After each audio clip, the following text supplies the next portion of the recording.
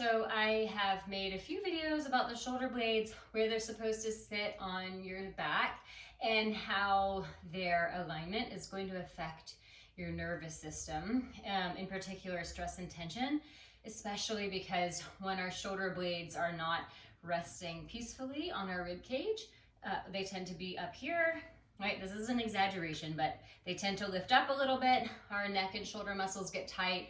We do more short chest breathing, not enough dropping into the diaphragm, breathing into the abdomen, and that is going to heighten your nervous system and create hyperactivity, stress, anxiety, tension, or any of those things that are similar to that. So I'm going to take you through a movement series that can help you find good alignment for your shoulder blades, and also work the lower trapezius muscle and the serratus anterior, which are the two muscles that help anchor the shoulder blades in that good position.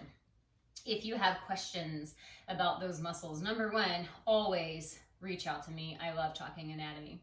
But there's plenty of videos on my YouTube channel or on my Instagram stories about the anatomy of the muscles. Okay, so I have handy a small set of hand weights. Mine are size 3s, or 3 pounds, size 3s, 3 pounds, but you can do 1s, 2s. You don't even have to do weight at all. You can really focus on the rotation of the arm and the movement of the arm. That's fine as well if you don't have any weights. You can use small water bottles, even though I don't condone having lots of plastic water bottles in your home.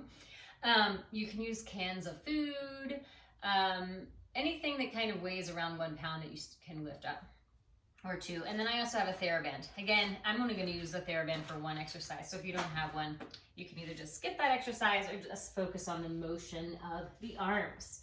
All right, so first things first, finding a nice quadruped, which just means hands and knees, position. So your hands go directly underneath your shoulders. Your knees go directly underneath your hips. Your tailbone is reaching back. The crown of your head is reaching forward. Your hip points are in line with each other and in line with the pubic bone. And you want to be able to pick the contents of the lower abdomen up. So I pull my belly button up toward my spine. However, I need to do this without tucking my pelvis. I want that little dip in my lower back because that's the natural curve. And also, you need to be able to make your head turn from side to side with ease. If you can't turn from side to side with ease, your hands are probably too far forward, or your shoulders are hiking up into your ears and you're rounding your upper back too much. So check that out, making sure everything is nice and soft. And then from here, we'll start with this first action. These are called Serratus Push-Ups. So I keep my elbows straight. I sink my breastbone toward the floor, pinch my shoulder blades together on my back, and then as I exhale, I think of my shoulder blades widening on my spine. Inhale, pinch, and exhale, widen. Some people call these sternum drops because your breastbone is your sternum, and you're dropping it toward the floor, pinching the shoulder blades together, and widening them on the back. Again, when I pinch my shoulder blades together, I don't want to drop into my belly like this, right? That's no good. Keep it up and wind. Using that deepest layer of abdominal muscle every time you exhale to engage, so that you're not only working the shoulders, you're also connecting that to the deep core. You can find, again, lots of anatomy lessons about the deep core and how they connect and blah, blah, blah in my videos, or send me a message.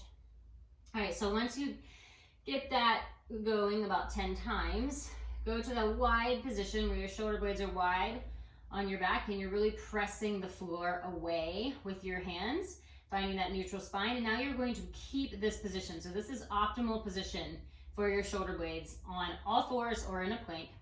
And let's do some cat-cow here. So as you inhale, drop the belly, lifting your head and your tail slightly, not too much. And then exhale, lift the belly button, rounding your head and your tail down. And now remember, you're trying to keep the shoulder blades wide as you arch and as you round.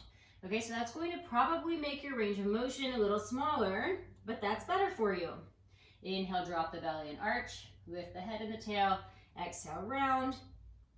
One more time, drop and arch, and exhale, round. It's just nice to get a little stretch. And come back to neutral spine. Keep the belly engaged. Inhale here.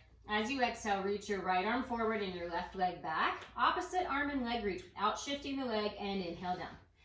Exhale, left arm, right leg. I'm sorry, I meant without shifting the body. Inhale down. So you lift the leg. Exhale, right arm, left leg without shifting your body over to the side. Again, whatever arm is pressing down and keeping that shoulder blade wide, pressing the floor away. And now I'm strengthening my stabilizers as I do this motion. And left arm, right leg. Inhale down. 2 more. Exhale, right arm, left leg. Inhale down. Exhale, left arm, right leg. Inhale down. Tuck the toes under. Inhale here. And then exhale, really pull your belly in. Lift the knees up just to hover off the floor. And then inhale down. And repeat. Exhale, lift. Shoulder blades stay wide. Inhale down. Exhale, 3. Inhale down. And 4. Inhale down. 5. Up and hold for 10. 9, 8, 7, 6, 5, 4, 3, 2, and 1. Knees down. Let's do a little child's pose here just to rest. Rest the forehead on the floor and reach your arms forward. Breathing into your armpits and your rib cage. And then slowly round up. All right, so I'm going to come down onto my back and grab the weights. So it's just equally as important to find a good shoulder blade positioning on your back as it is on all fours. And actually you want to be able to find it in every position. Some are easier than others. Let's start holding the weights with your arms up toward the ceiling. Again, if you don't have weights, just lift your arms up. I promise you'll still feel things. Feel your shoulder blades, the back of your shoulder blades resting on the floor. You want to maintain this, right? This you don't change at all for the next several exercises. Now, in order to do this, you might need to widen your arms a little bit more than shoulder distance apart. That's totally fine. I don't want to be here. See how I'm shrugging my shoulders up? Now look at my neck. My neck is tense and tight. That's no good. Yeah, relax, shoulder blades down. Small space between the low back and the mat for your neutral spine. And then from here, let's just start with some arm motion. So you inhale wide into your rib cage. As you exhale, narrow your abdominals, your deep abdominals, and reach your arms back as far as you can without lifting the shoulders or lifting the shoulder blades off the floor. Inhale, arms up. And repeat. Exhale, arms reach back. Connect the abdominals. Inhale, up. Exhale, arms reach back. Inhale, up. Exhale, arms reach back. Inhale, up. Exhale, arms reach back. Inhale, up. Exhale, arms reach back. Inhale, up. From here, lift your legs into chair. So that means your knees are bent at a 90-degree angle. Shoulder blades stay on the ground. Squeeze your legs together. Inhale here. Exhale, arms reach back. And inhale, up. And exhale, reach back. You should feel this more in your deep core. Exhale, arms reach back. Inhale, up. Exhale, reach. Inhale, up. 2 more. Connect the deep abdominals. Pull the belly back towards your spine. And now let's add a leg pattern and do opposite arm and leg reach. Exhale, right arm, left leg. Inhale, center. Same thing. Shoulder blades stay on the ground. My neck is nice and soft. If you feel yourself using your neck, lose the weights. Try this for a while with no weight in the hand until you get used to it. Right arm, left leg. Inhale up. Make sure you're really exhaling and connecting the deep abdominals. You've got to breathe into the rib cage, into the diaphragm to connect those deep abdominals on your exhale. And right arm, left leg. And left arm, right leg. Right arm, left leg. And left arm, right leg. And then rest. And you can place the weights off to the side. If you have any questions about that, if you were not feeling that in the deep abdominals, send me a message because something's going on. All right? Okay, so we're going to do this next little exercise in spinal extension. Start on your stomach. I'm going to move my things. And we'll first start with no weights. Arms out to a T, thumbs up, right? Palms facing forward. Forehead begins on the ground. You want to anchor your legs into the ground by pressing them down. And then press your hip points and pubic bone down into the ground as well, so that you're in neutral spine and neutral pelvis. pull your belly button up toward the spine. Inhale, reach the crown of your head forward, lifting your head and your chest. So I'm really extending from my upper back here. I don't want to come so high that I feel that in my low back. So if you feel it in your low back, you want to lower down. It doesn't matter if you even keep the head on the ground. I don't care where you are in your spine right now. I'm focused on the arms, and then you can work on your spinal extension later. So anywhere from on the ground, you can be here in this neutral position, or you can extend. Pulling the belly in and up, thumbs up, lift those arms up and down for 1, and 2, 3, 4, 5, 6, 7, 8, 9, and 10. All right, if that felt fine, go ahead and grab some weight. Same positioning. Pull your belly in and up. Make sure you're not feeling your low back at all. Lift those arms for 10. 9, 3's a little heavy for this. 7, 6, 5, 4, 3, 2, and 1. Weights down, child's pose to rest that. The only reason I can do 3s confidently is because I do that exercise almost every day, and I spent a lot of time doing it with no weights at all. You really want to feel that in the middle to lower trapezius, which is back here, right? Not up here, okay? Again, anytime you try these exercises, if you don't feel it in the right place, send me a message. Happy to help you. Probably something really small, alignment-wise, that will change everything for you. All right, so if you have a TheraBand, great. Take it, fold it in half. If you don't have one, skip this part, or just do the motion. Fold it in half, hold the band, and then just bend your elbow like so. See, I've got my elbow bent. Then I grab the band right underneath my elbow and tie a knot right there. So I'm making a loop, a pretty medium-sized to large loop in my band. Okay? Take the band, wrap your arms inside, push your arms inside.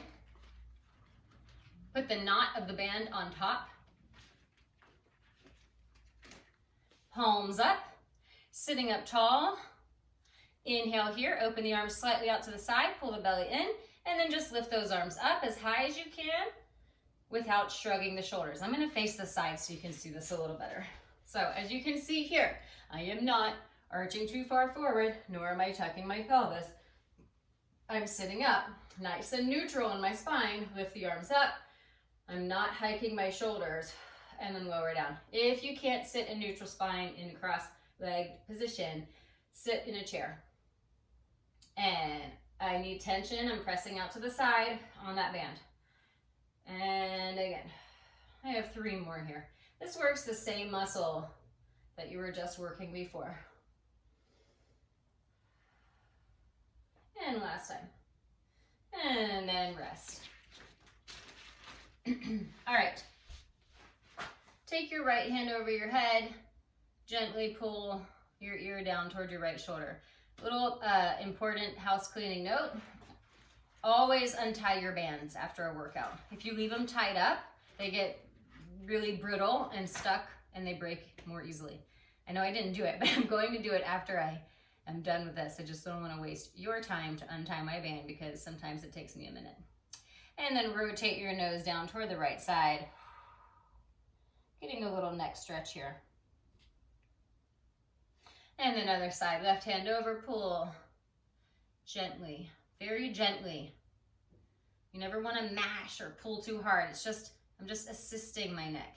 Essentially, I could do this without my hand. I'm just giving it a little gentle. I'm not pushing on my head though. Really, really easy. If you are confused or worried about that, don't use your hand. And then rotate your nose down toward the ground. Feel that stretch. A little bit more 3-dimensionally. All right, so last thing, we want to kind of up the level of difficulty. So we're going to do the Serratus push-ups in a plank position. So you clasp your hands together. Make sure your nose is right over your thumbs. Elbows directly underneath your shoulders. Tuck your toes. Walk your legs back to a plank position. And then make sure your chest is right in between your elbows. And then again, pinch your shoulder blades together and widen. And inhale, pinch. Exhale, widen. Really got to use the core here. And 4, 5 and 6. You can always work your way up to this. 7 and 8, 9 and 10. Pressing out of the shoulder blades. Hold here, pulling your belly in, and now press forward onto your toes and inhale back. And 2, 3 and 4, 5 and 6, 7, 8, 9 and 10. Knees down. Let's do one more child's pose. Sitting on your heels, walk your hands over to the right side. Really feel the stretch through the left side of the body. And then moving over to the left side, feel the stretch on the right side.